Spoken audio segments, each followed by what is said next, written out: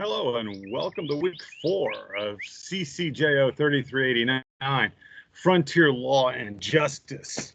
Let's get some housekeeping done out of the way. There's still 2 of you that have not gotten your approved research project. I am not going to approve any papers based on or about the presidents of the time. I want them on specific events or specific people in the West. So the 2 of you, please find a new topic and we will move on from there. Second piece of housekeeping I would like to give is we're recording so you guys can watch this at a later date. But the second piece of housekeeping is the discussions. Some of you are doing an amazing job. Some of you are just barely meeting the minimum requirements. From this point forward, if you're just meeting the minimum requirements, I'm not going to give you full points. I'm going to take points away from you. Also, if you are posting after 6:00 p.m. on Sunday evening, you are not giving your classmates an opportunity to participate in your discussion. If you're replying to people after 6:00, do not expect a response because I'm not going to hold them accountable for one. As of 6 p.m. Sunday, you are not required to continue your participation. But, you know, if you have not done your participation, you've not posted your original post or your comments to 2 fellow classmates, you still have to get that done. But for example, well, let's put it this way. At 6:00 on Sundays, I am going to stop participating in the chat rooms. If you have already met your minimum requirements, you can stop requiring or stop participating in the chat rooms. Because some of us go to bed early on Sunday nights because we have to get up early on Monday morning. So we can't wait until midnight for you to get your work done. So that's why I ask that you post your original response on Thursday or before Friday at the latest. Then Saturday evening after the sun goes down, you can reply to 2 of your classmates. And then Sunday before 6 p.m. respond to anybody that's replied to you. So October 26th, 1881 is a day that we will always remember in the Old West. October 26th, 1881 is the day of the OK Corral. And that's what we're discussing today. Not just the OK Corral, but what led up to the OK Corral and what followed the OK Corral. This is what made the Earps famous, I guess. Although the Earps were already famous, and I think that if Tombstone never happened and Tombstone was never there, the Earps would still have a name in the history books. But Tombstone was founded by Ed Shinlin. He was a cavalry member of the United States Army that was sent to the Arizona Territory for the purposes of protecting. Turn the chat on here.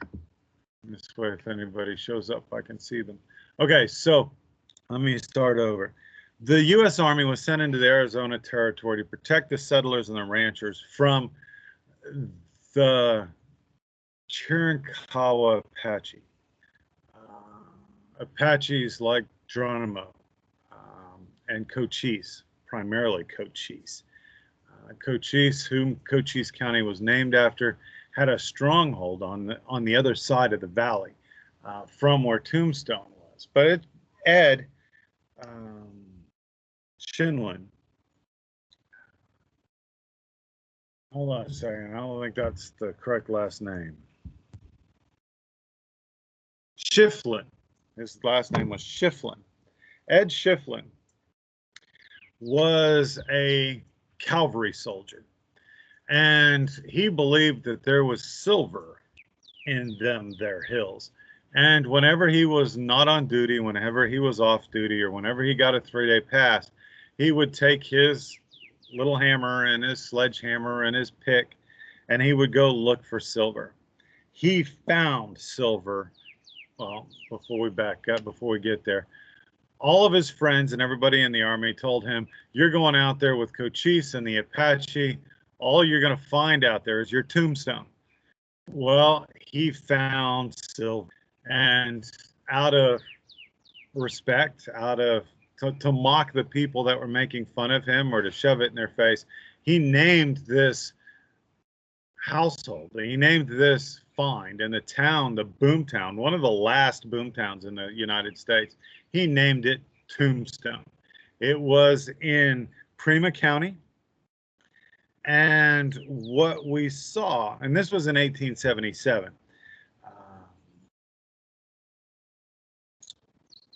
and that's when Tombstone was created. They found silver in Tombstone in Pima County. But what we have, or what we witnessed, was starting in 1861. There was a fight and a fight for the control of power. And I know I've mentioned this a couple times. And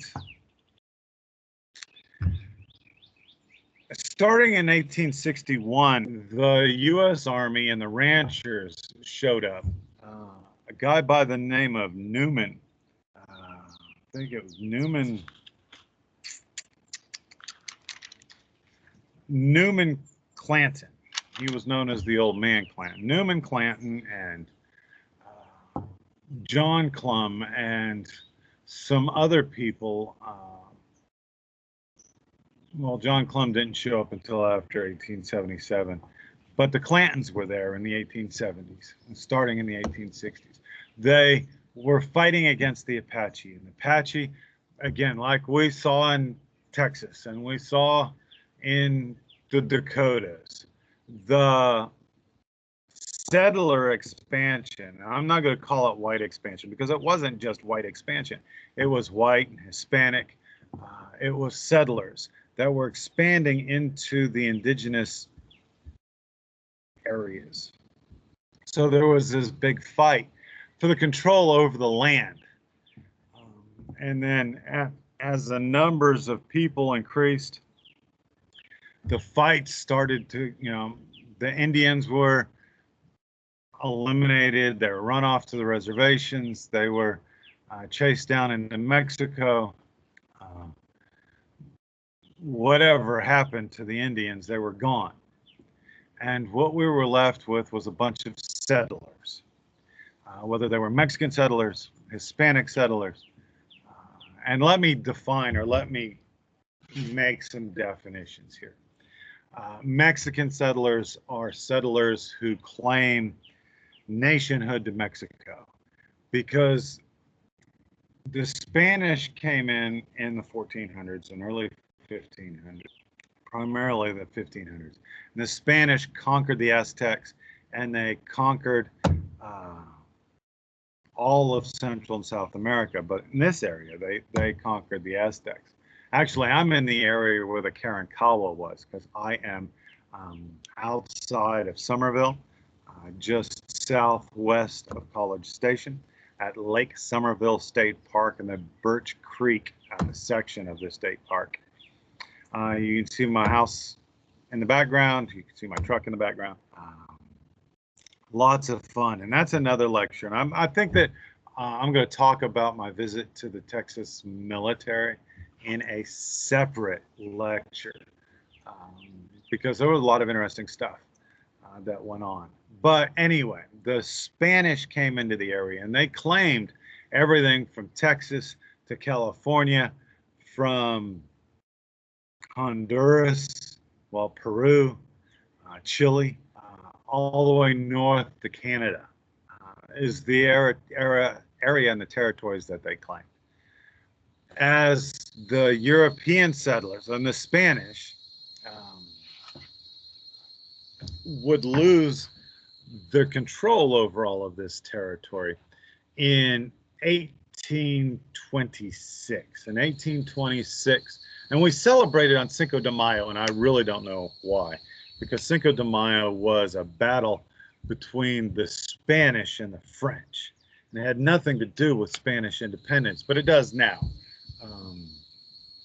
And we recognize Cinco de Mayo as Spanish independence or Mexican independence. And Mexico was created in 1826.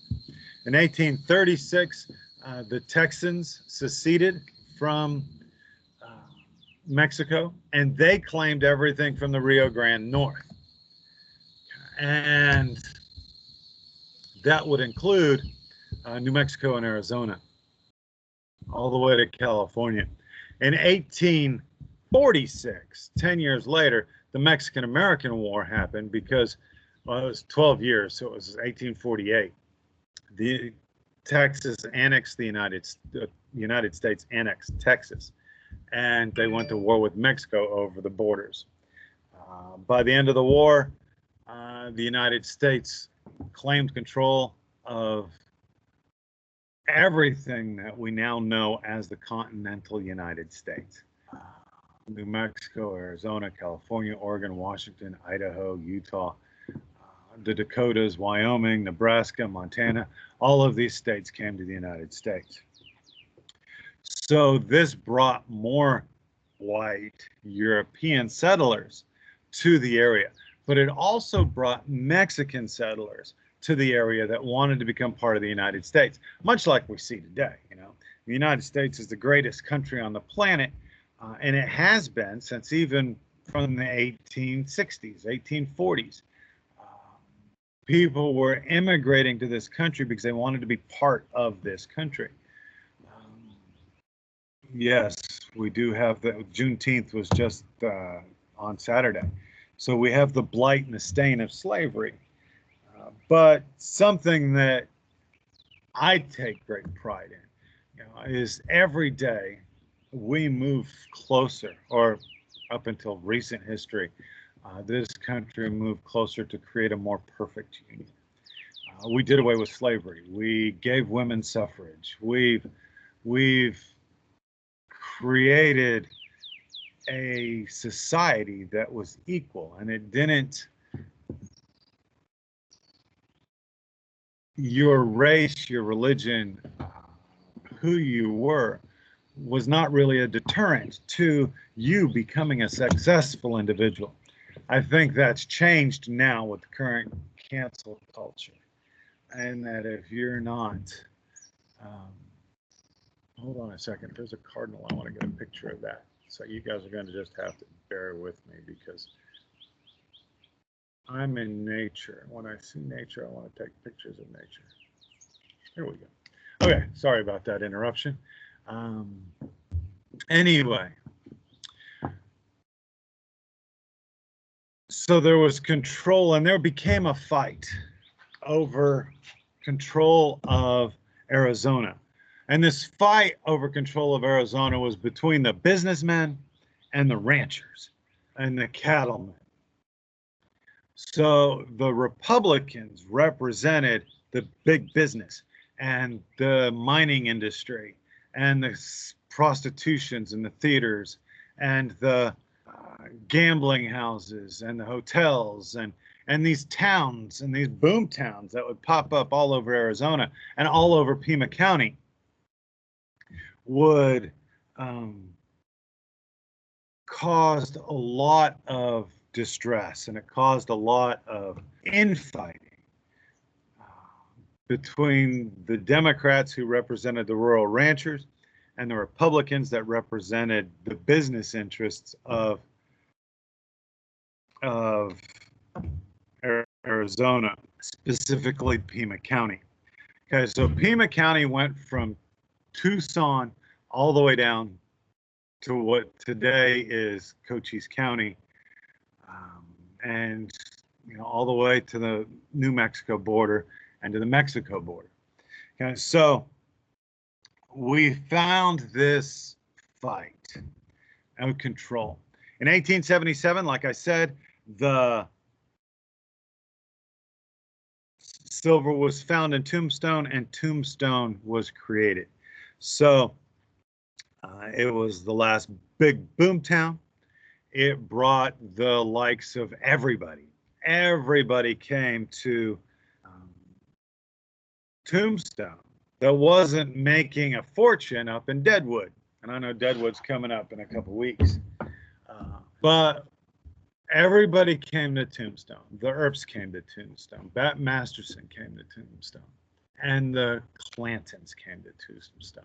The Clantons brought with them from Shakespeare, New Mexico, a couple of people. They brought the McLowrys. So there was the Clantons, the McLowrys, Brocious, Curly Bill Brocious, Johnny Ringo, Doc Holliday, Arkansas Dave Rudabaugh. There was a whole bunch of people that you've been hearing these names, and you will be hearing these names throughout the course, throughout the rest of this class. These names are all interchanged. They were all together. Billy Claiborne. Billy Claiborne is an interesting story in himself, but we'll get back to Billy Claiborne. So what we saw, what we found was this group of ranchers and outlaws who became known as cowboys. They called them cowboys, and I find it ironic or interesting today, and Jennifer A. is going to find this interesting because her daughter's a cowgirl, that she does barrel racing, and she's an amazing young lady, and her horses are amazing. But the term cowboys became synonymous with criminal.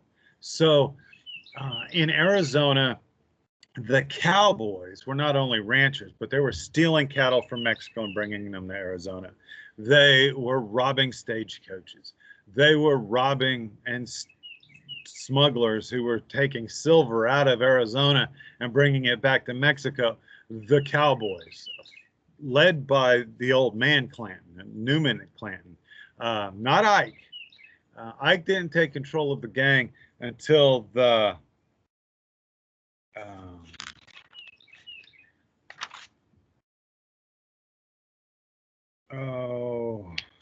when did Ike take over the Klan? After the second Skeleton Canyon massacre. No, the second skeleton massacre was with Johnny Ringo and Old Man Clanton and all those guys. Let me get back to that.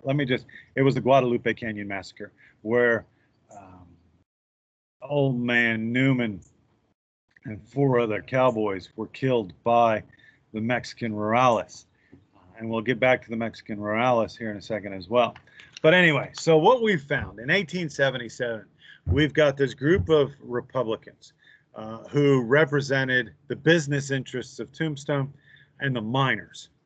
And then you've got this group of Democrats who were representing the ranchers and the cowboys.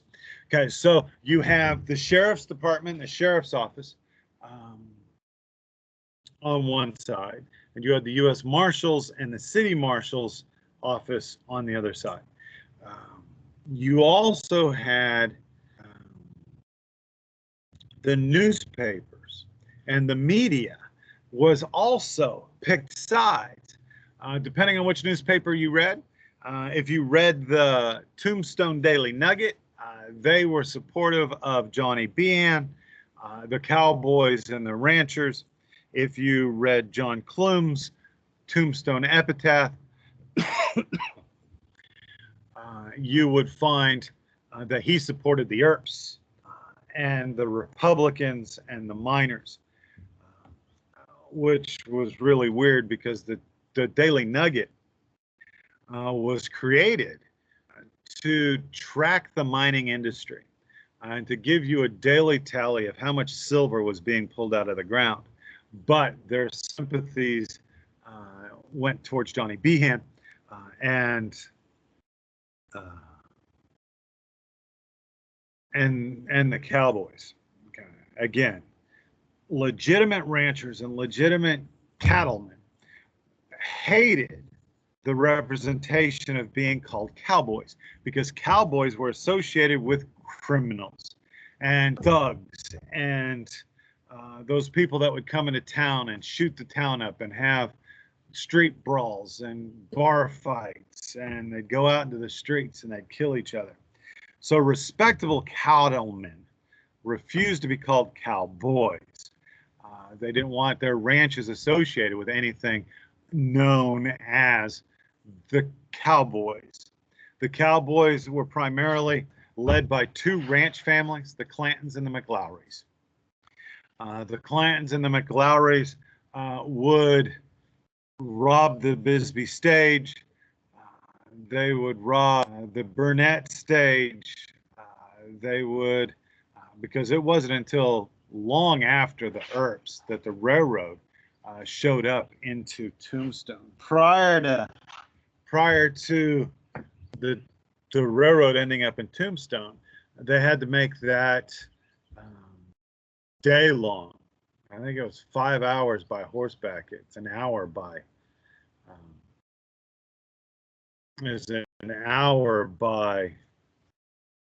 car, but on horseback it was several hours long from Tombstone to Bisbee. Let me double check this real quick, because now all of a sudden I'm thinking that I've got the wrong name of the town. So let me, Tombstone, Arizona. Benson, not Bisbee, but Benson. Bisbee was actually south of Tombstone, and there was a Bisbee massacre that takes place. But I was talking about Benson. In order to get the train to go to Yuma, which is where the territorial prison was, you had to get to Benson. Now, there's a big train museum there in Benson. But anyway,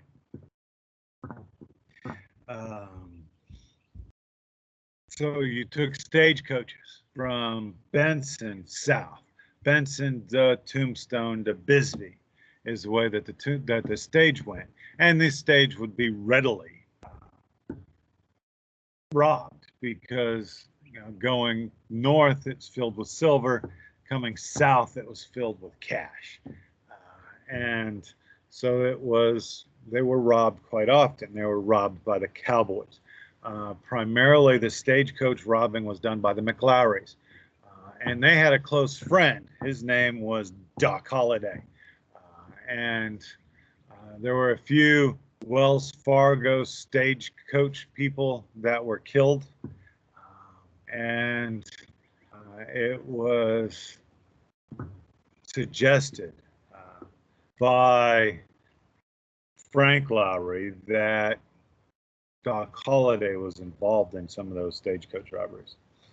But Doc Holliday was a friend of the Earps, so there was a blind eye turned. And because the McLowrys were friends, they were part of the Cowboys and they were friends with Johnny Behan, the county didn't do anything about it either. So there's this great big humongous fight over control. So when Virgil Earp, who was a U.S. Deputy Marshal, was also appointed the city marshal, he did the same thing that they did in every town that they were lawmen in. The Earps were famous for making gun control laws. Yeah, I know that sounds funny. They're Republicans with gun control laws. You are not. In fact, today, under today's laws, you are freer to carry guns more aptly than you were back in Tombstone in 1881. So the Earps, whether they were in Dodge City, whether they were in Abilene, or whether they were in Fort Griffin, or if they were in Missouri or in Tombstone, they made a law that it was against the law to carry guns inside the city limits. And this was an attempt to curb the violence. There's a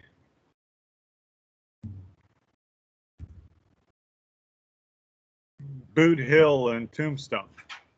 is has got all these funny epitaphs, uh, and that's one of the things that when John Clume created his newspaper, they told him, if you go against the Cowboys, you go against the Democratic machine, all you're going to be able to write about is your epitaph.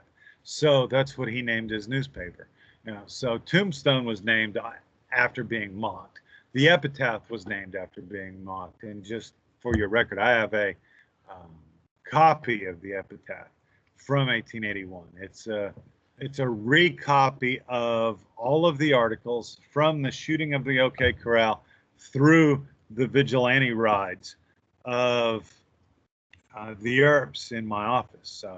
Come August, when I get back to Odessa, if you want to read that newspaper, you're free to come by the office and do so. Okay, so you've got this fight. Okay, so on one side, you've got Sheriff Behan. Okay, he's the Cochise County Sheriff. He's representing the cattlemen. He's representing the cowboys. One of his chief deputy was Frank Stillwell, okay, a member of the Cowboys. And they were versus, and then you've got the Daily Nugget. And they were, on their opposition was Virgil Earp, who was a U.S. Deputy Marshal and City Marshal, Chief of Police. Morgan Earp was his deputy.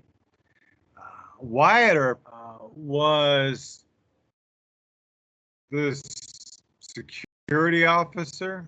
He was bank security for the Wells Fargo Bank in town. He was also deputized.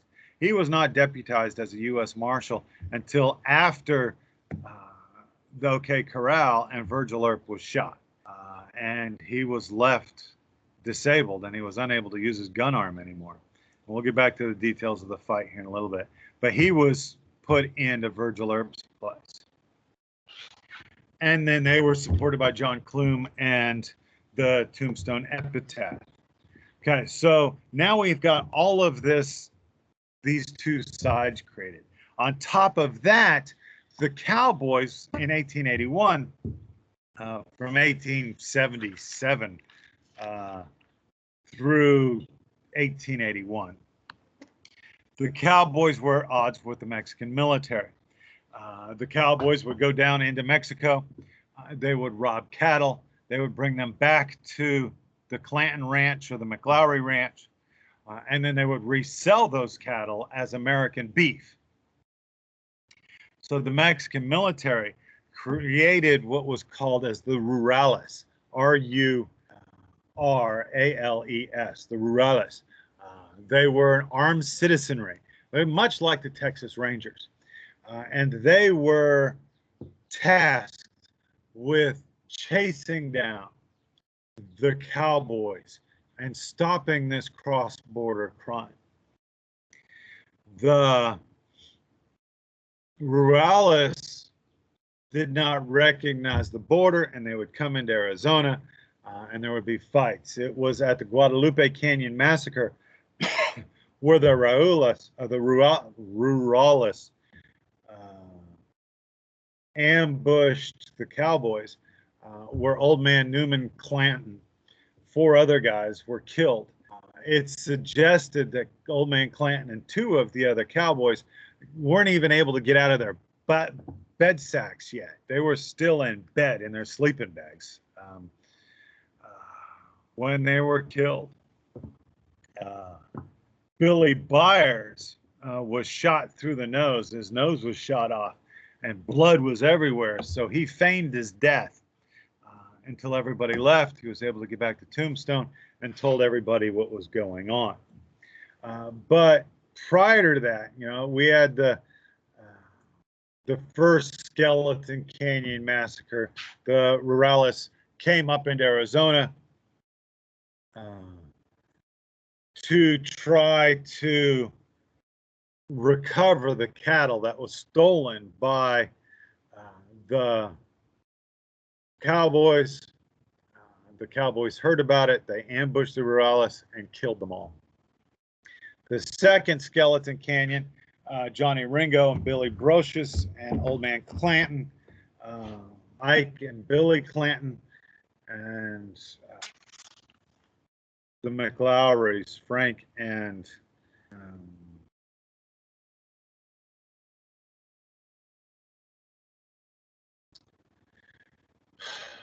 I can't remember the Frank's, Billy McLowry. A lot of Billies running around. Wild Bill Broses, Billy the Kid, Billy Claiborne. Anyway, at the second Skeleton Canyon, the Cowboys heard that the rurales, along with some silver smugglers, were trying to they'd stolen some silver, and they were trying to smuggle that silver back into Mexico. They got caught by the Cowboys. The Cowboys killed all 19 of them. They did not leave a single one left. Then there was the Guadalupe Canyon Massacre, and after Old Man Clanton and the 5 total Cowboys were killed, Johnny Ringo, Curly Bill Brocious, Billy Clanton, Ike Clanton, and a few of the other Cowboys went down across the border into Mexico, where the leader of the Rurales group was, and he was getting married, and you saw this clip at the beginning of the movie Tombstone, and they killed everybody in town. They were brutal murderers. So this is where all of this fight is going on. In addition, you've got John Fremont, who is another Republican. He is the governor of the territory of Arizona. He'd asked for additional military support to help cleanse Pima County of the scourge of the Democrats. Chester A. Arthur was president at the time, and he was more focused on Reconstruction and rebuilding the Union that was torn apart by the Civil War. So he left the territories to fend for themselves. So John Fremont, another trivia fact, John Fremont, not Abraham Lincoln, was the first Republican to run for president of the United States. In 1856, John Fremont was the Republican nominee to the presidency. Everybody thinks about Abraham Lincoln starting the Republican Party, and that he was the first Republican president, but he didn't start the party. John Fremont and others were responsible for starting the Republican Party. Abraham Lincoln brought the Republican Party into an anti-slavery mindset. But anyway, let's move on to this fight. This fight is between the Republicans and the Democrats. In 1880, Bob Paul was a Republican, and he was running against the incumbent Charles Shibell, Shibell, for the sheriff of Pima County. And one of the important things to understand about being sheriff is that you, as sheriff, you got to keep 10% of all of the fees that you earned. And then of that 10%, you paid your deputies because they helped you collect these fees. And we've discussed this in the past few weeks, that sheriffs, their primary job, their real job was about collecting fees and collecting taxes from the business owners and from the ranchers. And if you sold cattle in town or in the county, you had to give part of that money as a fee to the sheriff. So the sheriff was busy collecting these fees. Most sheriffs were busy collecting these fees. But as part of this, you were, as sheriff, you became a very wealthy individual because you controlled commerce. You controlled all of the trade that happened in your county. If you didn't pay your fees, you got shut down. Okay, so I was watching a show the other day, and it was about shutting down businesses that weren't paying their fees, and they were whorehouses, they were brothels. Maybe I'll remember what it was called later. But becoming sheriff was a really important job because became very wealthy. There are some estimates. Some people say that as sheriff, you can make $40,000 a year. Your cut, your share, $40,000 a year. Back in the 1881. In today's money, that would be well over $1 million a year. So becoming sheriff was extremely important. So Pima County, a strongly Republican area because of all of the mining and all of the business that was going on. A lot of people were Republican. But for some strange reason, Curly Bill Brocious, Johnny Ringo, and the Earps, not the Earps, but the Clantons, Ike and Billy Clanton, were appointed election officials in Pima County, which I've already told you, and it still is today. And that's where the audit is going on today. So it turns out that Scheibel won the election 109 to 106. 90% of the county was Republican, and there was absolutely no way Scheibel should have won. They did an audit of the election, and they found that the Cowboys, who were the appointed election officials, stuffed the ballots to ensure that Scheibel had gotten just enough votes to win the election. Yeah, this isn't a conspiracy theory that's going on here in 2021. This is a reality that happened in 1880. So Bob Paul brought it to court, brought it to federal court, claiming election fraud, and he won. Charles Scheibel was removed from office, and because all of the votes from the areas that the Cowboys were the election officials and stuffed the ballots, all of those sectors in Pima County, all of those votes were deemed illegitimate, and they were taken out of the count, which meant that Scheibel didn't have enough votes to win. And then Bob Paul was installed in 1881. He was installed as sheriff of Pima County, and he was in the process of appointing Wyatt Earp as deputy sheriff over the Cochise area of Pima County, which included Tombstone. Well, the legislature in Yuma split Pima County into two counties. So now you've got Pima County, and they created Cochise County in remembrance of the famous Apache Indian that killed so many settlers in Cochise County around the Cochise Mountains, or the Chiricahua Mountains, where the Chiricahua Apache lived. So now what we have is we have to have a new election for the sheriff of Cochise County. Cochise County is heavily Democratic because of the ranchers and the cowboys and everybody that lives in Cochise County. Wyatt Earp ran against Johnny Behan, and Johnny Behan and Wyatt Earp made an agreement. Johnny Behan said, if you step down and let me become sheriff, I'll make you deputy sheriff.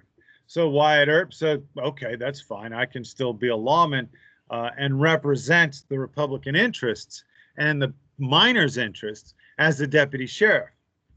So he stepped down, and Johnny Behan was appointed sheriff. Well, Johnny Behan didn't follow through, and he did not appoint Wyatt Earp as his deputy sheriff. He appointed Frank Stillwell.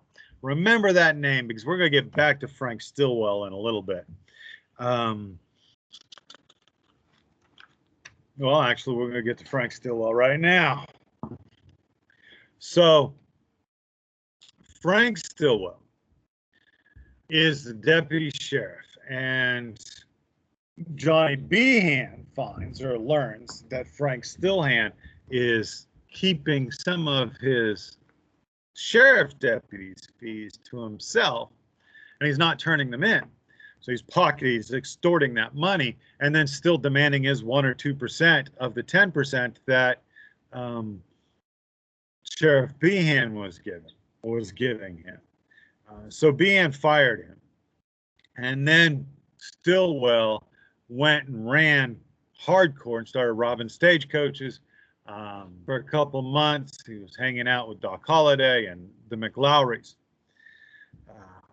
And then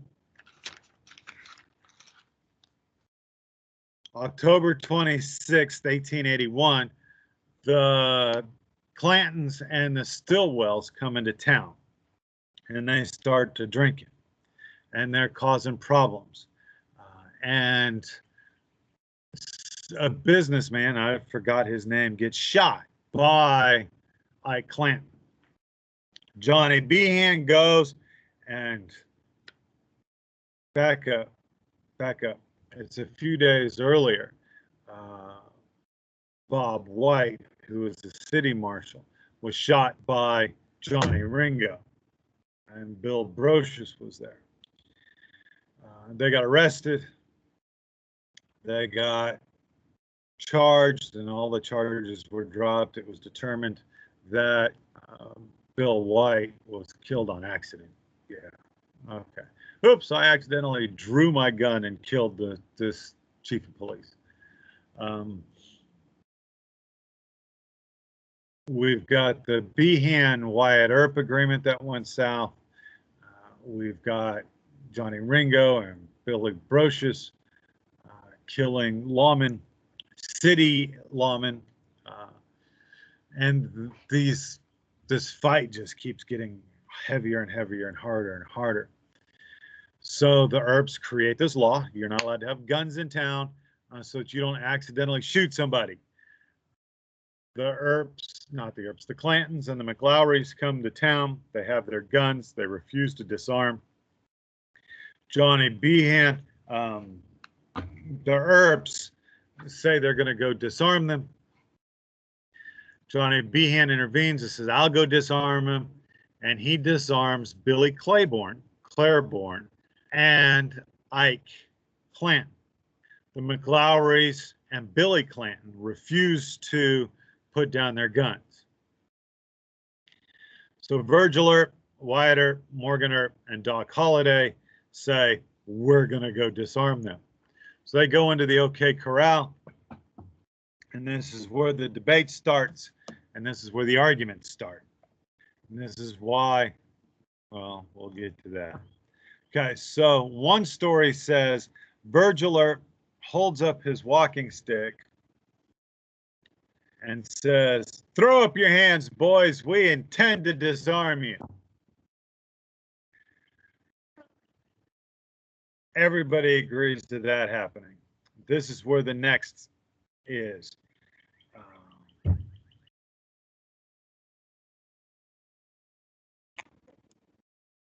Hold on.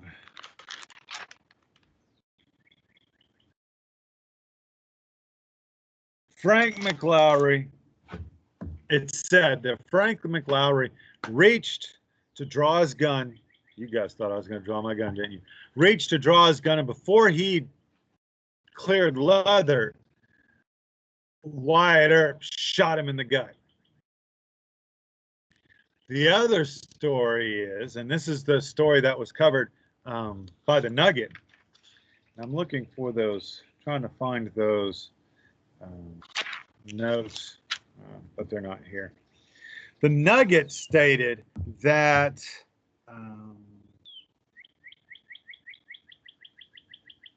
Virgil Earp said, give it up. Throw up your hands. We intend to disarm you. And then before anybody could respond, Virgil Earp pulled out his .44 and shot Frank Lowry point blank range in the chest, killing him immediately. Billy Clanton shot Doc Holliday. He also shot Virgil Earp. No, Morgan Earp. Shot Morgan Earp to a point and put him on the ground. Shot him through the leg. Doc Holliday and Morgan Earp shot Billy Clanton. Either one of the rounds would have been fatal. One went through his temple. The other one went straight through his heart. He was dead before he hit the ground. The other McLaury brother was killed by Wyatt. So all four of these guys, the three Earp brothers and Doc Holliday, were all responsible for the killing of these three, Billy Clanton and the McLaurys. Ike Clanton was unarmed and he ran away.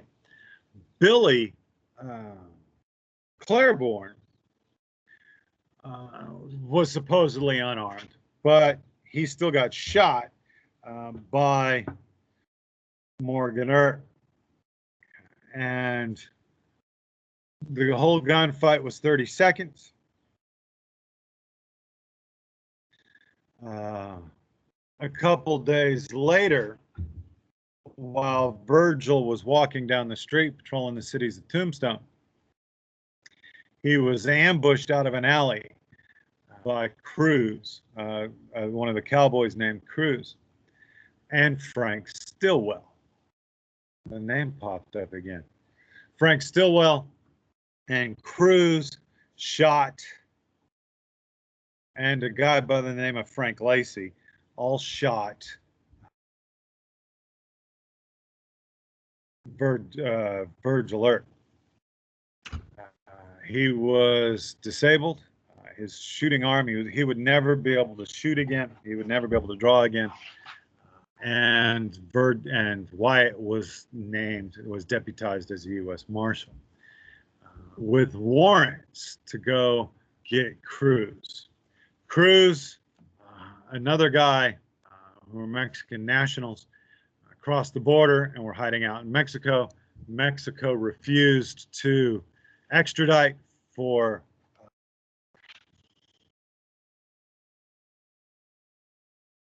because you could still be hung, and Mexico didn't really approve of their citizens being executed, although they executed several Americans that went the other way, like Arkansas Dave Rudabaugh was killed by the Mexicans. He was executed.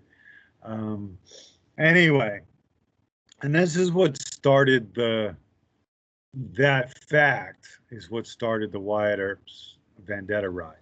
But a couple weeks later, Morgan Earp was in the saloon. He was in the pool hall. He wasn't in a saloon. He was in a pool hall, and Frank Stillwell killed him from the Longhorn, which is across the street. I've been to all of these places. I've been up and down this street in Tombstone, and where all of this stuff happened. If maybe I'll have to make a PowerPoint one day, and I can share it of the streets of Tombstone and where all of this happened. But Morgan Earp was killed. Morgan Earp and Virgil Earp. Virgil Earp escorted Morgan's body back to California to be buried in the family grave. Wyatt Earp, Doc Holliday, Texas Jack Vermillion, and a few others all started this vendetta ride.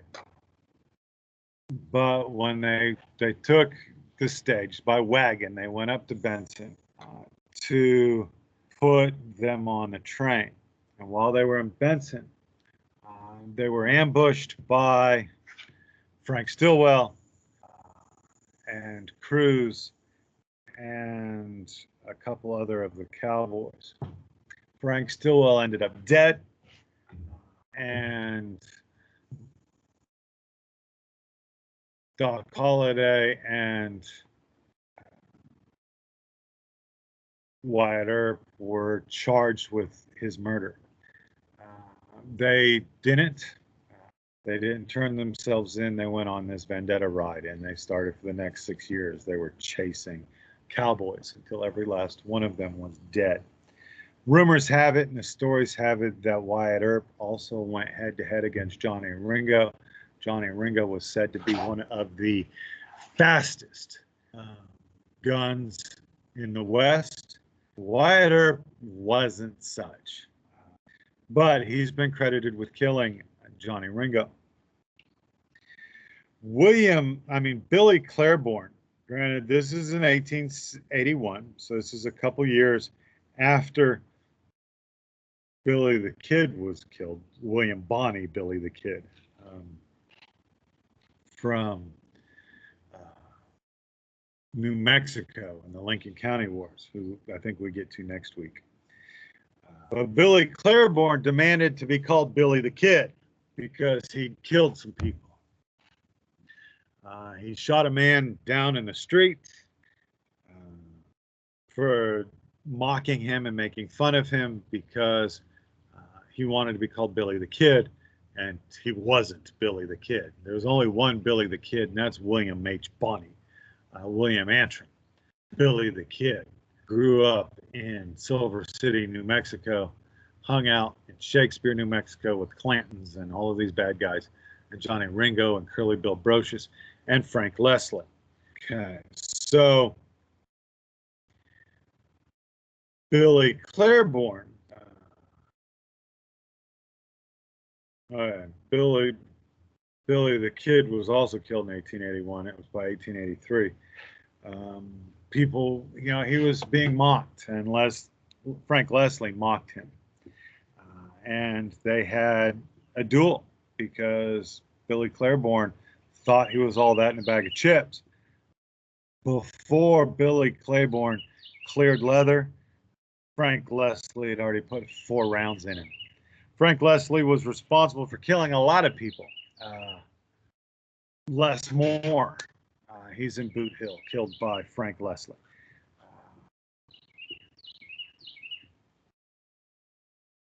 And his tombstone says, Les Moore, killed with a 44. No, shot 4 times with a 44. No less, no more. It's funny. But anyway, I have a picture of that one as well. Frank Leslie, on Billy Claiborne's deathbed, as he was dying, he stated that Frank Leslie also killed Johnny Ringo and that he was there and he witnessed it, taking away the fame, the glory, the identity that Wyatt Earp killed Johnny Ringo. Because, I know the movie Tombstone, starring Val Kilmer and Kevin Costner. Val Kilmer, who plays Doc Holliday, kills Johnny Ringo. I'll be your Huckleberry.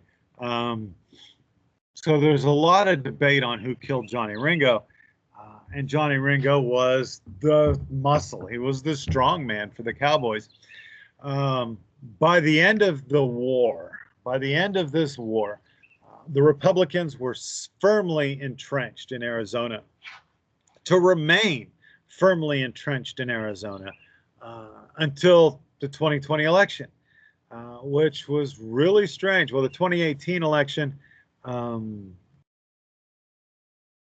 Democrat,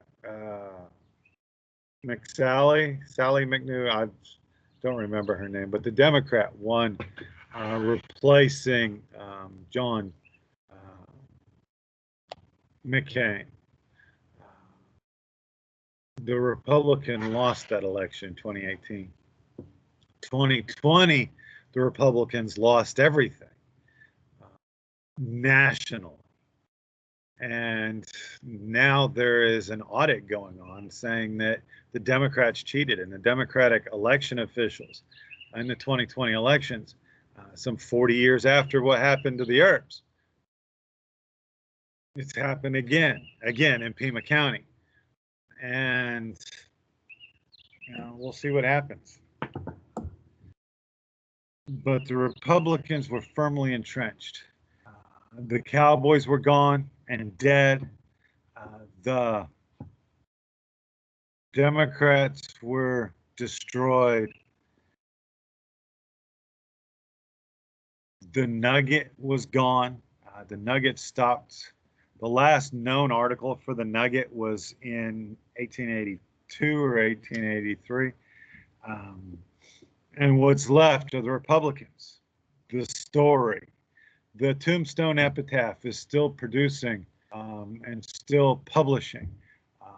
It's a monthly historical thing now. It's not reporting current news, but it's historical documents and historical news, and they do history articles. And the Republicans. It's all still there. So what happened to Wyatt Earp? Wyatt Earp would leave law because he was charged with the murder of Frank Stillwell. He would eventually be acquitted by proxy because he was never arrested. He never stood trial.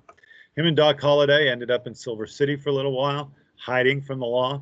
The sheriff in Silver City, Whitey, I've got his book up in my office. But anyway, and I think it's on the reference list. But anyway, the sheriff said, there's a warrant for your arrest, boys. You guys have to go somewhere else or I have to arrest you. So they left.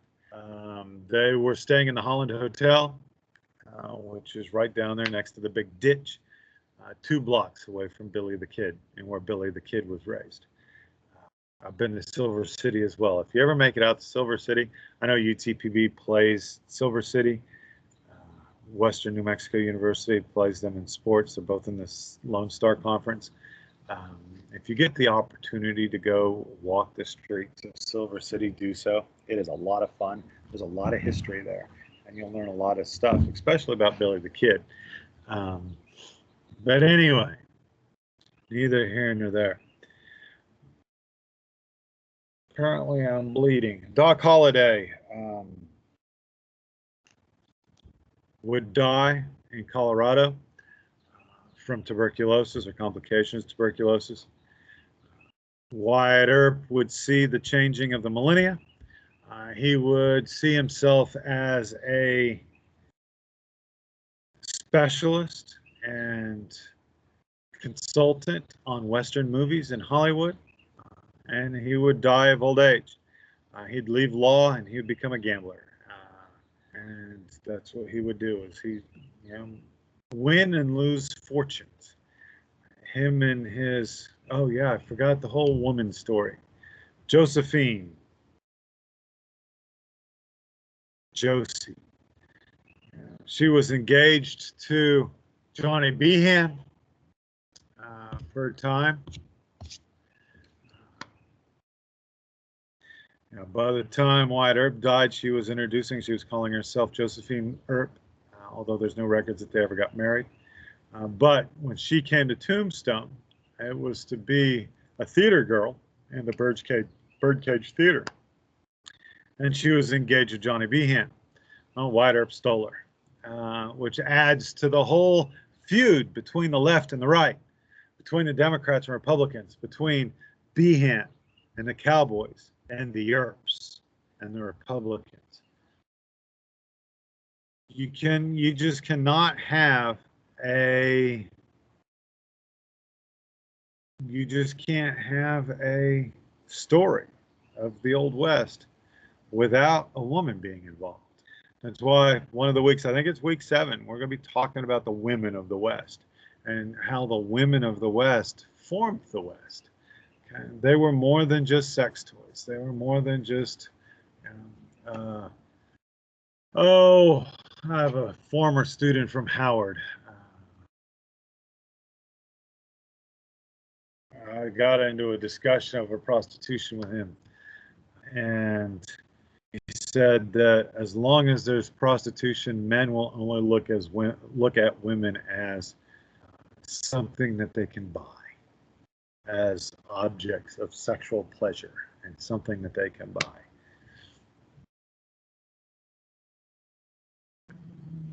I disagreed with him then, I disagree with him now. But we'll talk about the women. And yes, they were women. A lot of them were women that you could buy. All of the Earp's wives were prostitutes. I don't know if that's something I could deal with, and ladies, maybe you could share. Um, these guys claimed these women as their wives, as their own, but they were still prostitutes, and they were still sleeping with all kinds of other men. There is no way on earth I would put my wife to work as a prostitute. Anyway, we've been going at this for a while, so I'm going to let it go. I will see you guys in the forums. Have a great day.